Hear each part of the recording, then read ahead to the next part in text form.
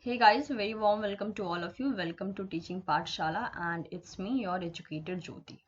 So today I will be dealing with the part 2 of tetrapod limb development. We are already done with the part 1, in which we have covered all the basic point regarding the tetrapod limb development. Okay, so this will be the part 2 of that particular chapter. Like the name of this particular topic or chapter is the tetrapod limb development. Okay, so we are already dealt with the fact that what are limbs. Okay, what are limbs, how they are going to function, what will be the origin of that limb. Okay, so we have already seen that the origin of the limb, okay, origin of the limb will be what? That is the mesoderm, right? Mesoderm will be the origin of the limb. That means what? Mesoderm, it is going to act as a precursor, you can say that precursor cell for the limb development, right? Also we have seen that the mesoderm will be giving rise to the limb, or we can say that that limb will be divided into what? That limb will be divided into forelimb. Okay, it will be in a forelimb as well as the hind limb, right? Hind limb. So if we talk about the hind limb, so hind limb will be what? It may be a leg, right? It may be a leg. And if we talk about the forelimb, it may be hand in case of a human, and it may be wings in case of birds. Okay, so in this way we can make a distinction, that is limb, it may be divided into two parts, that is it may be forelimb as well as it may be hind limb, right? If it is a hind limb, we will be calling it as a leg, and if it is a forelimb, then we will be calling it as a hand in case of a human, as well as we will be calling it as a wings in case of a birds. Okay, so let's focus on basic right now. So limb do not form just anywhere along the body axis. It's not like as because there is a formation of a limb, that means it will be forming at any places. There is a particular place from where limb will be originated. Rather, there are discrete position where limbs are generated. So there will be a particular fixed position from where there will be a generation of limbs. The mesodermal cell that give rise to the vertebrate limb can be identified by. So I have already told you that the origin of this limb, it will be what? It will be the mesoderm. Okay, so we used to call it as a mesodermal cell. So we are focusing on the fact that how these mesodermal cells get their identity. Okay, that means through what kind of experiments they got their identity. So the first experiment was removing a certain group of cells and observing that a limb does not develop in their absence. So in first experiment, what they have did, they have removed a certain group of cells from a particular body, and then they have seen that there is an absence of limb development. Okay, so suppose there is a particular tissue or cell which is named as a X, and I have removed this X from a normal embryo, and there is an absence of limb development. So this is an indication that somehow this X was responsible for the limb development, right? So this was a first experiment through which like scientists came to know that what kind of cells are responsible behind the limb formation. Second experiment was transplanting a group of cells to a new location and observing that they form a limb in this new place. That means what? Suppose this X tissue is it is having a capability to form limb. Okay, so suppose this is a body axis, and from here there will be a generation of a hand, and from here there will be a generation of a leg. So what I have did, like I know that from this area there will be a generation of a hand, but what I have did, I have taken few cells from here and I have transplanted this X cell at this position. Okay, at this position.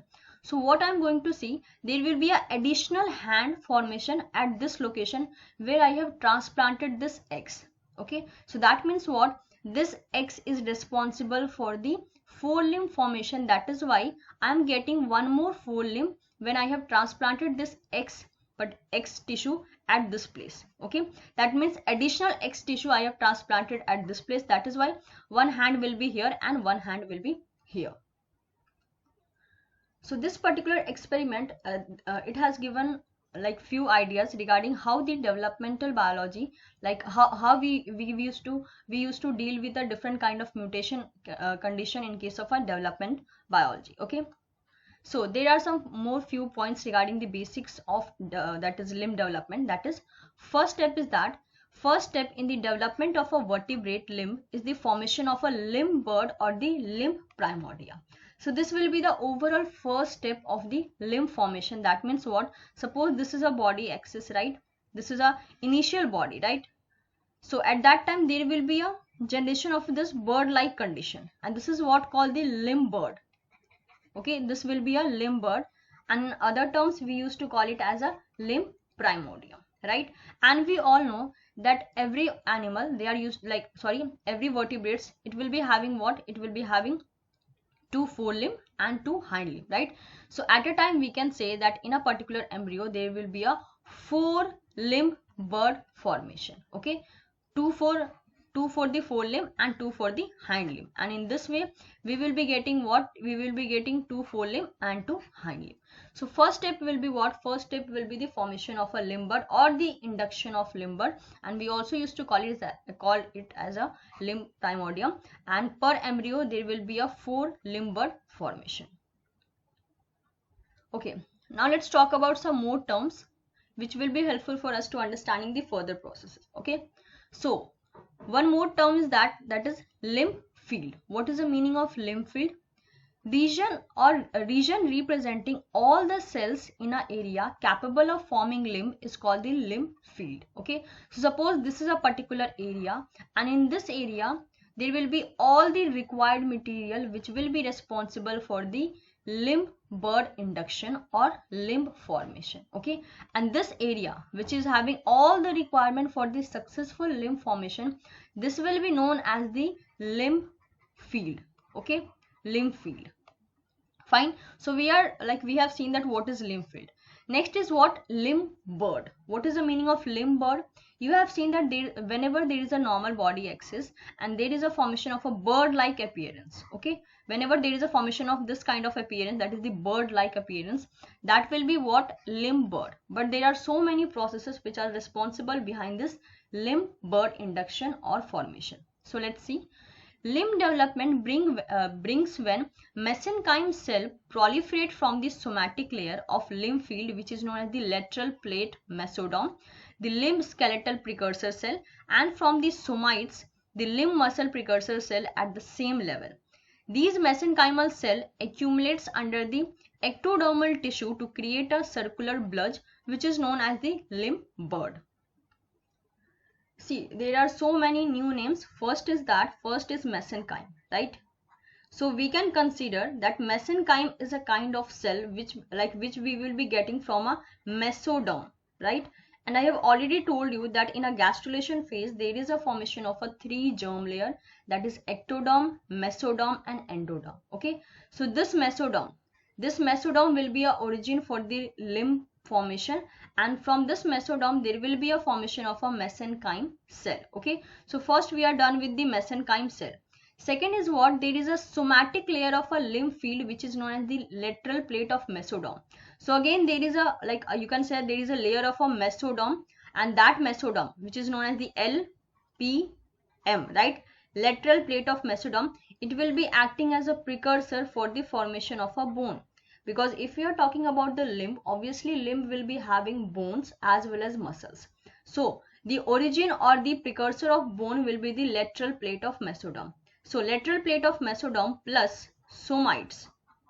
So somites are again a certain kind of cell which are having the fate, or which are having the property to give rise to the muscle cells. Okay, muscle cells in limbs. So in this way we can say that the lateral plate of mesoderm, it will be acting as a precursor for the bone or the skeletal structure, as well as the somites are the precursor cells for the muscles formation. And with the help of bone and muscles there will be a successful induction or successful formation of limbs, right? So normally, if we talk about a particular developmental stage, this will be what? The inner side will be the mesoderm, right? And outer side will be what? Outer side will be the ectoderm. Okay, so whenever this mesoderm, whenever it used to proliferate during the limb field induction, at that time what it is going to form? It is going to give rise to the bulge like appearance, right? This kind of appearance we will be seeing, right? So whenever there is a bulging of mesoderm, obviously the outer layer of this mesoderm, which will be known as what? Ectoderm, right? it will also start bulging out, right, in this way. Okay, and this is what this will be known as the limb bird, right? So here we are going to see an interaction between the mesenchyme cell, that means mesoderm plus ectoderm both. Okay, ectoderm both, because ectoderm is the outermost layer. So whenever there is a bulging in case of the mesodermal layer, obviously that will be affecting the ectoderm layer too, and that is why we will be seeing this bulging like effect, and that will be known as the limb bird. So make sure at this particular stage what you have to remember, remember that the lateral plate of mesoderm, it is a precursor for the bone as well as this somite. Okay, this somite will be precursor for the muscles, and with the collaboration of this skeletal precursor cell and the muscle precursor cell, there will be a generation of limb. Okay, so we are done with some kind of a basic processes. In our next video, again I'm going to deal with the different kind of genes which are responsible for the tetrapod limb development.